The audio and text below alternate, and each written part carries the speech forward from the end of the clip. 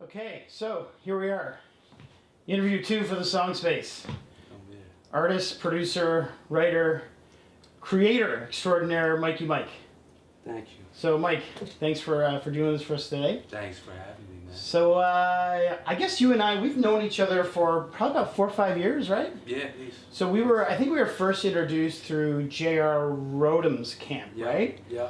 I was managing an artist and a songwriter named Claire Reynolds at the time. Yeah. And you were working predominantly as a producer at that point, I think. Yeah, solely. Yeah. And the first thing that struck me was that, like, I was just blown away by how incredibly original your sound was. And it was original because it was just so bizarre. Like, you could tell right away that you just didn't follow the rules of production. It was really just like you created soundscapes of your production, and then Claire came in and you guys worked together and just created this kind of world, this sound world that was amazing to me. Yeah. And that kind of set up what I've seen in your career when you've transitioned from being a producer to an artist. And one of the things that's really amazing to me about you is that you take that creativity to all aspects of your career. Yeah. And, you know, one of the things that a lot of artists need to understand is that the music is important, but also how you push the music is important, how you find your opportunities are important. Yeah. The music is part of the puzzle, and the music's got to be amazing. Yeah, it's the foundation. But there's a whole other side of it that needs to happen. Yeah. And you're really good at marketing, finding creative ways to market, and also to push who you are. So what I wanted to talk about today was I wanted to talk about an instance that happened with you as a producer, and then also transition into your artist career now as Mikey Mike, and you just did an incredible album produced by Rick Rubin, which Single produced by Rick Rubin. Of course, we all know who Rick Rubin is. And then, of course, the marketing campaign around it, which has created quite a stir in Los Angeles, to say the least. So let's start off with the first big cut you got, which was the song Jump on the Rihanna record. So that has its own, like, mystical, classic tale of the music industry story about how you made that happen. So why don't you talk about how you made that happen? That was birthed. I was signed to Universal at the time. Publishing? Publishing, Okay. yeah. Technically it was Rondor then, which is now got absorbed by Universal. But I had been signed to them for maybe 2 years, and before I signed it was, hey, when you do this deal you're going to be flying out, working with JR all the time. And I got sold kind of on this dream, and I was young, and JR was really hot at the time, and I was living at my parents' after I just got out of college. And it didn't pan out the way I thought it would. I mean, I still haven't met JR, and it's been like 5 years. Are you serious? Never met him once. I've heard he's a really cool dude. I didn't know that. Yeah, no shade on him. I've heard he's a very cool dude, but it didn't go the way I thought it would. So I remember probably 6 months or a year after I signed, it really hit me that, hey, doing these songs, I had a little studio in my sister's bedroom because she had obviously left the house, and it hit me that, you know what, this isn't what I thought it was, and this is not gonna do the trick. And so I had to kind of go back to the drawing board of, okay, I have these songs, and there's always kind of a way to get to everybody nowadays with the internet and email. And I had made beats for Wale for a couple years. Yeah. So I had some contacts through him, and I would be on forums with people that knew A&Rs, and they were trying to get the people that were connected to him. So I would be trading emails and stuff. And sadly, the reality of publishing deals are, I wish it wasn't like this, and I was a publisher for 3 years with Olay Music Publishing. Yeah. Is that a lot of times you sign a publishing deal and you think they're going to be out there hustling your songs. Yeah. And they tell you they're going to be out there hustling your songs. Yeah. And in the end, the reality is very different. Yeah. I find especially when you're signing with a major, because they're signing a lot of the time for market value, as opposed to with a smaller publisher. You know, if they have an investment in you, they have to make that money back, so they might hustle a little better. Yeah. But it's not you get signed up and then they're out on the street pounding the pavement. Yeah, you notice pretty quickly that they're kind of more of a bank Yeah. And at the time, I didn't have any money, and it was you needed a bank. it was either this or get a real job. I literally, the day I ended up finding out about the potential deal with Rondor and Beluga at the time, was the same day I was out applying at like restaurants and shit. It was like, I cannot go to that, because the biggest thing to me is if I'm spending 8 hours at this place all day, I'm not gonna have the time to get good enough because somebody's in there all day doing sounds and coming up with lyrics. And so it's like, I knew that this was an opportunity, even if it wasn't everything I thought it would be. It would at least give you the ability to commit to it full time. Yeah, and it would give me the chance to keep the dream alive. Yeah. Of kind of like, hey, it wasn't much money at the time. To me, it was like, oh my gosh, that's a good amount. But it was literally like, I think I got $25,000 advance, which when you take out taxes and everything, it's like $7 basically. Like fucking, really, it's basically $7. But maybe $8. But, maybe $8. So from there, I was like, now man, with the new Trump tax cuts, it's 10. It's maybe, $10. Maybe 10 now. It's $10. All right, Trump, thank you. Something done right. But so I was sitting there going, okay, this money's not gonna last that long. This is not going down the way I thought. And I had all these emails from people I had traded on forums, and I had a buddy who worked with a really top level publicist where he somehow got the whole email list she had of, literally it had Drake's personal email, it had Lil Wayne's managers, and I was trying, that was my main, I was doing a lot of pop stuff at the time, but what I really loved was doing hip hop beats and sampling stuff. And so I was sitting there going, okay, I have all these people's email and I've hit them all up like 10 times from my own saying, hey, I produced for Wale, I did a Sean Kingston song, yada yada. Here's some tracks, and I never heard anything, and at the time I was like, oh, that's weird. But looking back, I realized those people, Lil Wayne's manager was not like scouring his email for like beats from some kid from Maryland, because he had so much bigger shit to do as a manager. And the truth is, you see a lot of young writers, they send something out, and then they just have this kind of vision that people are just sitting there waiting for an email to come in, right? Yeah. And then they cross their fingers like, I sent it out. And the truth of the matter is, some people in the industry, they have a listening day. So they listen to songs every Monday. Yep. You send it on a Tuesday, no one's even looking at it till the following Monday. And realistically, and that's why you have to be patient. You have to be patient. Yeah. And the people I was sending to, Lil Wayne's manager, Drake's manager, this type of thing, they were in such a place that they probably weren't looking for beats from anyone, let alone just some kid, because they're already working with the biggest producers. Mm-hmm. At the time, you don't realize that as much until you get out here and you have a manager and you see what they're doing day to day, and you realize, oh, of course they can't sit all day and scour and listen to beats from people they don't even know. So I was sitting there going, okay, I know everybody gets these emails, because every time if an email comes in, even for me, if it's like pills, I'll be like, are they free? Are you gonna send them? It's just, if you think there's some kind of value in there, you're gonna read, and so you have to read an email to make sure you're not losing any incoming value. So I kind of knew that, and I had this movement. I was in the shower, and I remember thinking like, the power of the vagina, more or less, is a mystical power, and if I can use that to rope in these people. So I had this idea. I was like, okay, I was trying to get the Lil Wayne's manager, all these people. I was like, who did they grow up, jacking off to? And then I Googled, and demographically, the people I was trying to get to were like 32-year-old black males that managed these rappers. So I was like, okay, who did they grow up as like their person, da-da-da. So I Googled top 10 black porn stars, and I found a bunch of lists on there, and one list was, the top 10, and number 8 was this chick. Well, I didn't say her name for a while, but then I said it occasionally, and she hasn't sued me yet, so I don't even think she knows her. It doesn't matter. So it was a chick named Lacey Duvall. And so I looked her up, and she was born in, I think, 1982. So I made Lacey.Duvall 1982, the birth year on the end, because if people see that, they're like, oh, it seems like she'd be born in about 1982. This must be her. So seems then legit. So I would hit him up and say, hey, this is Lacey.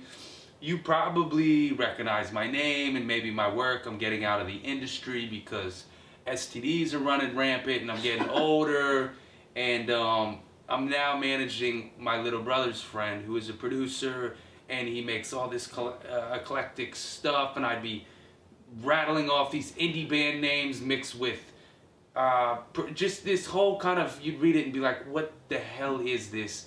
I'm getting an email from an old porn star who's listing all these references of music that I wouldn't even think she would know about. So it was kind of like the ultimate what the fuck type thing, where people would read it and go, what in the world is this? And because of that, they listened to the music, and pretty much right away, everybody I'd hit up for years, numerous times, got back, like a lot of them within 10 minutes, and they were like, hey, this is the most bizarre email I've ever got in my life, but the music's really good. Is he published? Like, we should talk about this. I love this track. Maybe I could give this da-da-da-da-da. And it was kind of everything I hoped would happen. And so I kept doing that for a while. And to keep in mind, I was already signed to a major publisher at the time. So this wasn't like, you know, I had already been through that thing and that didn't work. And this was kind of a new idea.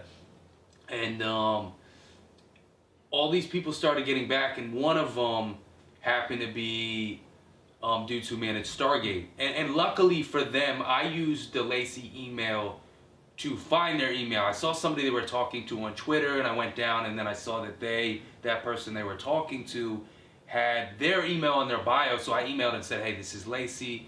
I'm trying to get in touch with da-da-da. Do you have his information? They're like, oh, yeah, odd, but yeah, here it is. So with them, I actually hit them up from me first, thinking, oh, I tried a couple times as me, because I always did. Yeah. And usually wouldn't hear anything, and then after that, I would try the Lacey thing.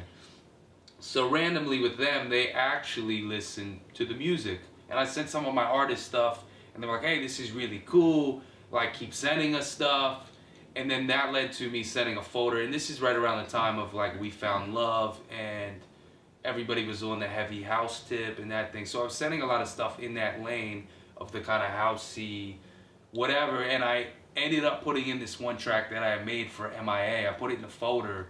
Did not even mean to. That makes sense now when I think of the track, that it was for MIA originally. It was for MIA, and I didn't know I put it in there. And Tim Blacksmith, he's a British dude. He called. He was like, Mikey, man, this track, man, I think it might be the Dark Horse, man. Like, I think da da da da da. And I was like, what are you talking about? And he was like, man, the MIA one, man, it's crazy, man. Like, and I was like, oh shit, I sent that. And he was like, yeah, you sent it. It was in the email. I think da da da da da. So I heard that about that, and then a little while later I found out that I had done one track and put a hook on it, and they were like, hey, Sia loves it. She wrote the verses. We think Rihanna's going to use it. The first time she heard it, she cried. So I'm flipping out going, oh my gosh, da-da-da-da-da. Comes back down the line, they hit me up, and they're like, hey, the Sia tune is not actually getting used because it's a little too similar to the Diamonds in the Sky tune. But that MIA thing you sent, she's actually using that and it's going on the album. And that was like a, oh my gosh moment, because it was like the best person you could have a placement with, and it was like the everyone talks about getting a Rihanna cut. And it was just an act of God, like the odds of me doing this thing and then accidentally sending the wrong beat, which is a good note to anybody if you're gonna send a folder. I always do this now, and it always put in, look at all the shit you have, and then put the thing you think fits the least. Like, take the track that you just love that you don't think is even in the world of that artist, and have that be the last one you just throw in. Why not? Because I've found out time and time again, generally that's the one they go, hey, I love that. And it started hitting me more and more of like, it's so random and chaotic, just always throwing the one that you don't think is going to work. Because a lot of times, and how long till? This is interesting. So you get a major label cut, you get a major cut, a major artist. How long until you actually got to hear the song? At what point did you actually get? When I found out she was gonna use it and it was a definite, it wasn't crazy long because it was the end of the process. Yeah. And they probably knew months in ahead, but didn't say shit because they didn't want to get me all pepped up again. So I think I found out, and then it was probably about 2 months later. It came out. Which is not bad, really, because I hear horror stories of, I didn't hear it till like came out on the radio. I just had a funny moment. I was sitting with a dude who's kind of a manager, does a lot of really cool shit, and he played me the song and he was like, "Yo, we were gonna." It was for DJ Snake, and he was like, "We were gonna get. I want to play you this last one. We were gonna get George Michael to sing this, but he ended up dying right before we could make it happen. But I still love this song." And he played it, and it was a song I did with a guy named Kaz at a song camp 4 years earlier. Yeah. And this was about a month ago, and I was like, this is my song. But you know what? I said this in the first video with Stewart, too. He had an example of the Kesha song, and it took 2.5 years for that to come to fruition from a camp as well. And stuff takes time, right? And so I guess the motto of this for you and for writers are that you had a publishing deal, but the hustle can't stop. You still have to do the hustle. You almost have to do the hustle twice as hard because you got that opportunity. If it clicks, that maybe something can actually happen. So, you know, if you get a publishing deal, you're still out there doing your thing. Yeah, it's kind of like they're going to be the bank for a minute. Yeah. Unless you're in the place where you have a bunch of cuts and you get a really juicy deal, but realistically, if you're doing it to survive, all it's going to do is buy you time. And maybe they shop something around. I'm not saying no publisher does things, but when you have all these huge people on your roster and then some kid in Maryland, like even if you have a great idea, it's going to get like shuffled under the rug or lost in translation. So you got to still be like, you cannot go, oh, I'm with the publisher, I'm going to send everything to them and I'm good and they're doing that. You're going to sit back. You have to assume they're not doing anything because realistically, they're probably not doing anything. Some might, but... And no idea is too outrageous in the hustle, right? Yeah. No idea is too outrageous. They're the only ones that have ever worked for me is doing the things that I was like, man, this might be a really bad idea, but it's the only thing I got right now. Just like your music, in all aspects of this business, you got to find ways to stand out. It's as simple as that. So, okay, so flash forward now. You continue as a producer, but then you slowly transition into the artist that is Mikey Mike. So you... and just to go on that transition, that came from years of, even after the Rihanna thing, of doing songwriting sessions and having artists come in that just sign with somebody. Oh yeah, because your whole life didn't change overnight once you got that. No, nothing changed. Yeah. Like, except I had a little bit of money to be like, okay, I can live for like another year or something. So you flash forward very quickly. Why don't you? Because I want to get on the marketing side of it very quickly. Why don't you describe how you got hooked up with, one of the greatest producers of all time, an icon in the industry, people who would like cut their arm off to meet them, Rick Rubin. So how did that happen? And then let's talk about the push for doing it. That happened through. This is right around the time I was getting so sick of the songwriting because I had 200 songs on my computer. Granted, a lot of them weren't good, but there was a good amount of really good tunes in there that almost made an album, and then some political shit happened and another tune went instead, and then you listen to the album and the other song's not even any good. It was just produced by somebody bigger, and that shit started to feel like... I started to feel like I had a desk job and I was always in somebody else's trip. Like, it was always felt like I was knocking on somebody's door like, hey, can I come to your party? And they're going, hey, it's not actually my party, it's Dale's party, but if you change your shirt and your shoes and you come back, then I'll talk to Dale and maybe you can come in. And something about that started to feel really dark to me and just soul-sucking. So that's when I had this epiphany, when I had been working on my own tunes for a while, and that was my real passion. But I just finally had this moment where I was like, this isn't really... I've spent 2 years since the Rihanna thing in 7 days a week, more or less, with people doing these songs, and it's turned into a lot of, maybes, a lot of this might happen, but it doesn't. And then that kind of hit me in the place that, hey, I really got to do my own thing. Because this isn't really paying, so if I'm going to do something out of passion every day, I might as well be in my own trip. I won't have to change the songs for anybody. I can use my own creativity to get it places. And so that's when I went on that. And right around that time, I got an email from somebody at Warner Chapel that was like, hey, I got this guy who would really like to meet to talk about this artist he's working with. And I was like, okay, another one of these things, a girl that's probably not even signed yet. They want me to do everything on spec and a whole I've done this a million times. And I was like, yeah, and then he came back and he was like, oh, by the way, he's really tight with Rick Rubin. He works for Rick Rubin. And then I was like, and he's always one of the people I thought would get what I was doing and love it. And is this Isaac? Yeah, this was Isaac. Oh, so this is Isaac, who's now your manager. Yup. So okay. Isaac came in, he listened to songs for this girl, and then I was like, hey, kind of before he left, I was like, I do the artist thing. If you want to hear how the production and my songwriting kind of marries in the world I'm in, I'll just play you my own shit and you can get an idea of the full circle kind of thing. And I played him and he just immediately was like, oh man, like I hadn't seen a reaction like that. Somebody that really immediately like his eyes lit up and he was like, man, that was awesome and that was awesome and we could do like da-da-da-da. You don't have a manager and who's heard these songs and da-da-da-da-da. And then, you know, he basically said right before he left, he was like, dude, I don't really want to leave this house until you say that either I can manage you or help you get a deal or work with you in some way because I don't come across something that I connect with in this way a lot and I want to be a part of this. And he was the first. I never had a manager just because I didn't have anybody that was that gung-ho on all aspects of the music. And so right before he left the door, he stops and he turns and he peeps his head back and he's like, yo, is it cool if I send this to Rick Rubin? And I was like, yeah, sure.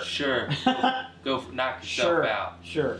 So sure enough, he sends it, and then literally a day later, he calls in the middle of the day and he's like, yo, and I can tell he's a little excited. He's like, hey, do you got a minute to talk? And I was like, yeah. And he was like, we sent your stuff to Rick Rubin and he hit us back 5 minutes later and said he wants to meet you as soon as possible. And then the next day I was up at Rick's house sitting with him on his couch and he has always been one of my kind of heroes in music. Of course, yeah. So that was powerful. In that, sitting with him gave me the complete confidence. I was on the 99%, like I can do this. I might as well just go all in on this. And when I sat with him, he's like, this stuff's great, man. Like, you really got something special. You got to do this. Then I was like, all right, I just got the okay, the go-ahead from Rick Rubin. Now I feel like nobody can tell me anything. Like, what's some fucking A&R at a label's going to be like, I don't know about this? It's going to be like, I do know because I knew and he knows. So that's enough Wasn't for me. Rick running Warner at the time? No, he had already left there. He had a deal with, a label deal with Republic. Republic, okay. But he was still producing, you know, people outside of Republic and just things that he loved. So Rick produces your single "Doing Me," which happens to be, for in terms of timeline and patience, was 2 years after the first time I met him. Again, sat with him about once every 6 months and would play him demos and he'd be like, yeah, da-da-da. And then when I wrote "Doing Me" and he heard it, he emailed us back and was like, I love this so much. I just played it for my girlfriend and it made her like cry. So then we set up a meeting and we went up and I just said to him, I knew how much he loved it. And so we were just sitting and I was like, hey, I want this song to be the best that it can be. And I don't know that anybody could help me make it better than you. So if you have any interest, I want to do this with you. Which I think is a point to be made in the sense of sometimes if you just ask for it, the worst that's going to happen is the person's going to be like, no. Yeah. And a lot of times you're not really stepping on somebody's toes. Because a little before I was like, man, is this out of pocket to go in his house and be like, yo, will you produce my song? But I knew how much he loved it and I knew what kind of dude he was. So I just went for it. And I was like, hey, I'd love to do this song with you if you have any interest. And he was like, I love it. Let's do it. Okay, so now the song gets done. I'm driving in LA. I'm either driving, I don't remember if it was La Cienega or Sunset. You can hear we're doing this with the door open today. Get the breeze. So we got the breeze coming through. Yeah. Either La Cienega or Sunset, and I saw this billboard. It's probably the one on Beverly. And this billboard was of this guy. It looked like a mugshot. Kind of looked a bit like Jesus. Mixed with Charles Manson. Mixed with Charles Manson. Yeah. And it said, this man owes $2.3 million in back child support. Have you seen him? Yes. And I remember seeing it going, man, what a fucking asshole. That's crazy. And then I went, wait now, that's Mikey. That's Mikey. I didn't realize it at first. Yeah, it doesn't really. And then I was so confused. I was Yep. so confused. And then I realized what was going on, that this was the marketing campaign. Yeah. And my jaw hit the floor. And I was going to South by Southwest, which I'm going to again this weekend actually, like a little bit later. And there were posters all over South by Southwest, the same thing, looking for this guy that owes all this money for back child support. And I just remember going, wow, Mikey, you're the most brilliant cat It was. in the world. It worked out really well. Tell me, how what was the precipice of the genesis of that market? For me, it was like, I can't do this on the internet. There's no really. Only way to do it on the net is if it somehow started on the street. So that made me think, what if we did. Like, nobody really does flyers anymore, and if you have something crazy enough, people are gonna see it. So the first flyers we made said, new to LA, lonely as fuck, wanna be friends. And then it was a picture from my license that was a terrifying picture where I look like a serial killer. And then below it says interests, women, narcotics, pizza. And it's like the jankiest flyer. There's like grass in the background, and you just see it and go, oh my God, what is that? Is that real? And so I got tons of emails. I put my email at the bottom. Got tons of emails from that, and then Vice wrote. Were they about legit emails from people legitimately going, Yeah, I want to hang out with you? Oh, all kinds of stuff. I had a dude hit me up and was like, yo, I'm babysitting some kids, but they go to sleep at like 9 o'clock. I got some ketamine if you want to come by. I was like, wow, that sounds creepy as fuck, man. Maybe it would have been an awesome time. I passed on that one. But there was tons. It was the first email that came in was from this girl, and she was like, hey, I'm part of a women's society. We have 2,000 members here. It's kind of a secret society of women here, and we're very interested in this. We should have a pizza party, da-da-da-da-da. Like tons of emails like that. I went out and I met a lot of people and eat pizza with people and all kinds of stuff. And from that, it was like, wow, that really worked. And we did that on a pretty small scale of me spending, I think, $300 on flyers.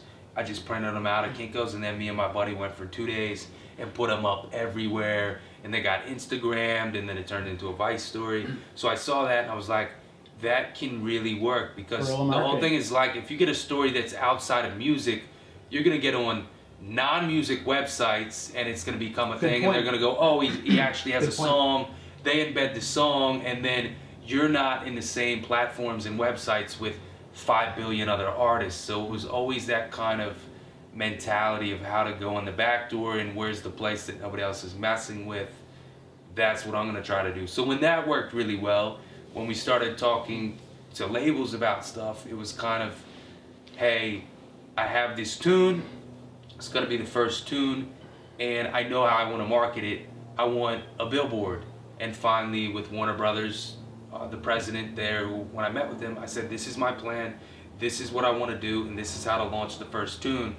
And he was like a little, you could tell he was a little confused by it, but he was a cool dude. So he was like, yeah, maybe it's a good deal, da-da-da. And I was like, well, that's kind of how I want to do this. So if we can agree on that, then I'm in. And we shook on it. And then we got the billboards, we got the flyers. So Warner agreed to it, and the billboard comes out, and the reaction is insane, right? Yeah, to date, there's been, between that and the other billboards, about 30,000 calls, wow. Tons of text messages.